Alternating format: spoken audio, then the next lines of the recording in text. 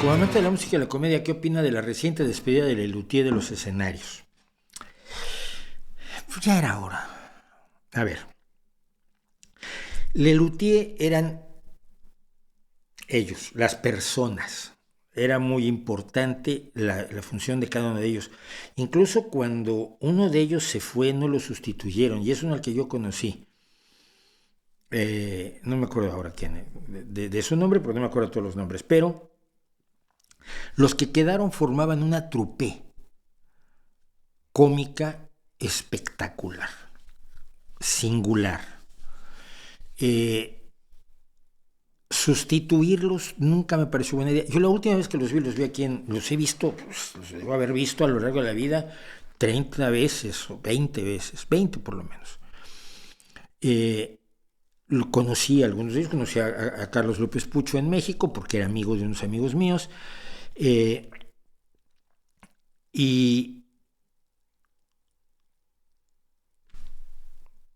las personalidades, las voces eran esenciales para aquello que establecía la relación que tiene uno con Lelutier. Mira, yo Lelutier lo descubrí cuando me lo presentó mi amigo, un amigo mío, perdón, no me acuerdo del nombre, nos lo presentó cuando estábamos en el bachillerato. Él debe haber estado en quinto y yo en sexto, o en cuarto y en quinto, y nos puso un disco de Lelutier y flipábamos, lógicamente.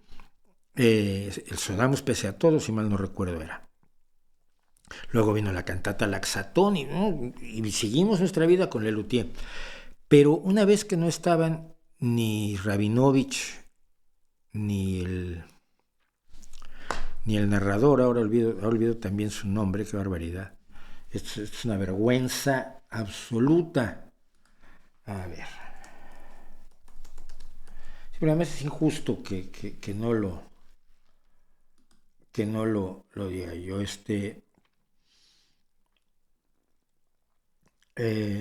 Marcos Munstock. Marcos Munstock y Rabinovich eran un dueto cómico fuera de serie, pero fuera de serie totalmente.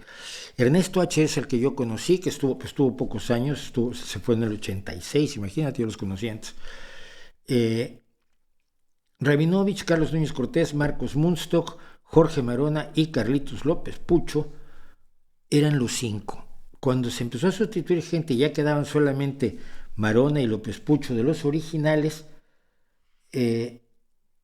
pues ya no es el mismo grupo.